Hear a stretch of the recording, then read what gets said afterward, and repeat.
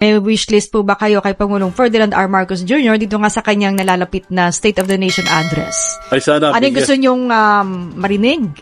At, sana marinig natin sa kanya yung mga kamukha nito, yung universal pension, dahil ito'y matagal nang inaasam-asam ng ating mga senior citizens. Yun sana ang aming pinapakiusap. Bago tayo magpatuloy, huwag kalimutang mag-subscribe sa aking channel.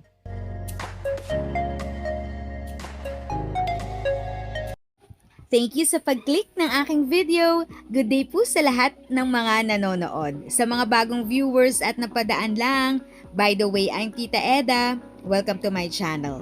Ang channel na maghahatid sa iyo ng dagdag kaalaman tungkol sa government services, bagong mga balita at informative videos na galing sa legit na resources. Mag-subscribe na para updated ka. Ano pa po ba yung mga panukalang batas na dapat nyong sa tingin ninyo ay maipasa para matutukan yung mga pangangailangan ng senior citizens? Actually, meron akong siyam na House bills na iakyat sa Senado nitong 19 Congress. At isa riyan yung ating universal social pension for all senior citizens na hangaring mabigyan ng pensyon ang lahat ng senior citizens kahit na anong estado ng kanilang buhay. Mahirap o mayaman, kailangan mabigyan na. Kasi nagkakaroon kasi ng problema. Sa ngayon merong mga nakakatanggap ng pensyon na nakakaluwag ang buhay. Maganda yung batas, yung social pension for indigent senior citizens. Yan ay para sa mga indigent, frail, sickly, with disability. Ang nangyari, kahit may kaya, basta malakas sa pamahalaan, nakakatanggap. Kaya isinusulong natin itong Universal Pension Act na to para lahat na ay makatanggap ng pensyon mula sa gobyerno buwan-buwan.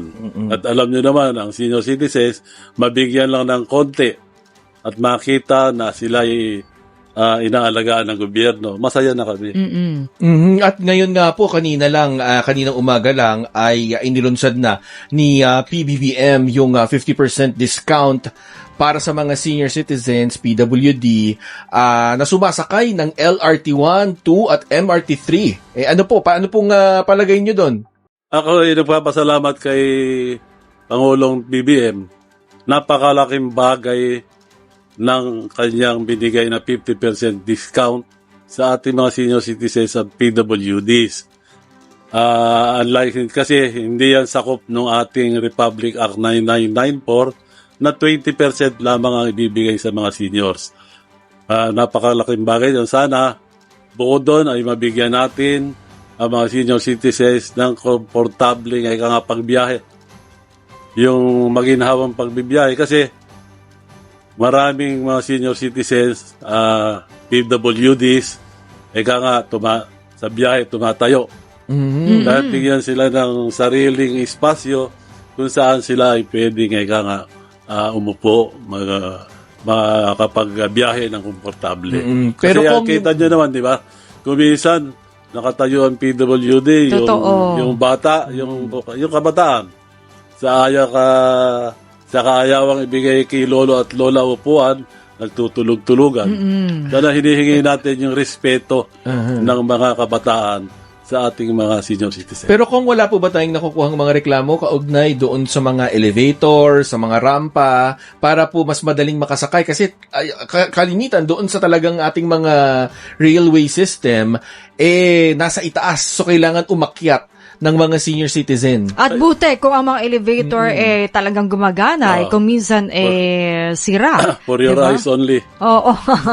Oo. At saka sa mga rin natin, establishmento. Diba, minsan ang hirap, yung mga matatarik ka mga hagdan. Alam mo, merong yung accessibility law na naglalaan sa bawat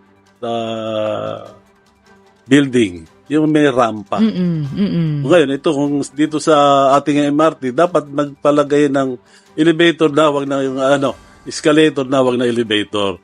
Kasi sa escalator, hihintayin mo pang matagal umakyat o bumaba ang elevator. Samantalang escalator, diretso. Sana magkaroon ng ganyan escalator ang ating mga MRT station. At kung balikan ko lang din yung mga naihain na panukala noong 19th Congress, kabilang dito yung pagpayag na magkaroon ng early voting para sa mga senior citizen. Kamusta po? I-refile po ba natin ito sa 20th Congress? Na-refile ko na. Okay. Kasi sayang nitong nakaraang eleksyon, dapat ay naisabatas yan. Pero hindi umabot. Hindi binigay. Alam mo kung bakit? Bakit po? Ako'y nanghihinayang. 2 taon na pending sa Senado. Hindi nabigyan ng pansin. Sana nabigyan napakinabangan na nitong nakaraang eleksyon. Dahil binigyan nga ng 2 oras na maaga makaboto ang mga senior citizens, pero kulang. Kasi alam mo, pumunta ako sa presinto 5:30 ng umaga. Nakatapos ako bumoto alas 7. Pagdating ng alas 7, pinapasok na lahat yung mga botante. So, Hindi natapos. Ganun din. nasabay sa karamihan yung mga senior citizens. Eto ay, Kong, nagbibigayan ng mga wishlist, Zandro, yung itong ating mga mambabatas. May wishlist po ba kayo kay Pangulong Ferdinand R. Marcos Jr. dito nga sa kanyang nalalapit na State of the Nation address? Ay sana, Ano yung gusto nyong marinig? At, sana marinig natin sa kanya yung mga kamukha nito, yung universal pension, dahil ito'y matagal nang inaasam-asam ng ating mga senior citizens. Yun sana ang aming pinapakiusap. Meron pa akong isang nakapanukalang batas na sinusulong ko, yung Geriatric Act, na kung saan magpapatayo tayo ng hospital sa lahat ng rehiyon ng geriatric hospital na exclusive po sa ating mga senior citizens. Kasi sa sa ganung paraan na kung hindi na kailangan pumila pa at makipagsabayan doon sa mga ibang sakit, yung mga senior citizens natin. Dahil ang hospital nito ay talagang mangangalaga sa kalusugan ng ating mga matatanda. Nandiyan yung mga demensya, yung mga matagalang gamutan. Yan ang espesyalista ng ating pinapanukalang batas na geriatric act. Siguro panghuli na lang kung ano pong mensahe natin sa mga ka-senior, kasi alam niyo ho, pangunahing nakikinig talaga ng radyo ay mga senior. Actually, yung lola ko nga ay talagang may katabi laging may kakambal na radyo. Baka po gusto niyo may mensahe kayo para sa mga senior na nakikinig sa atin iba ngayon. nga transistor pa nakikinig Meron pa pala.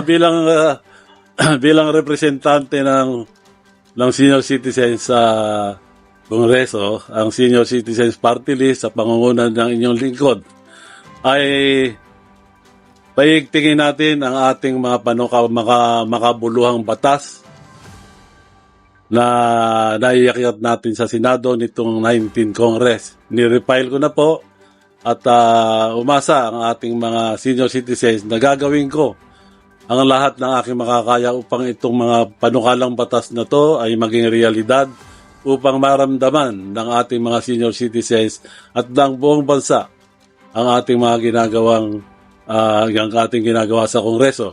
At umasa po kayo sa Senior Citizens Party List, sa lahat po ng senior citizens, sa pangunguna ng inyong lingkod. Tayo po ay walang iwanan at walang maiiwan. If sa tingin mo, natulungan ka ng video ko na ito, nakasave ka sa oras mo, you can click yung thanks button at any amount ay malaking help sa pag-grow ng channel ko. Yun lang po muna ang aking update. Sana ay nakatulong na dagdag kaalaman ang aking shinare today. Ang goal ng aking channel ay mag-create ng awareness. Kung ganitong mga topic ang gusto mo, panoorin mo ang mga videos ko na ito.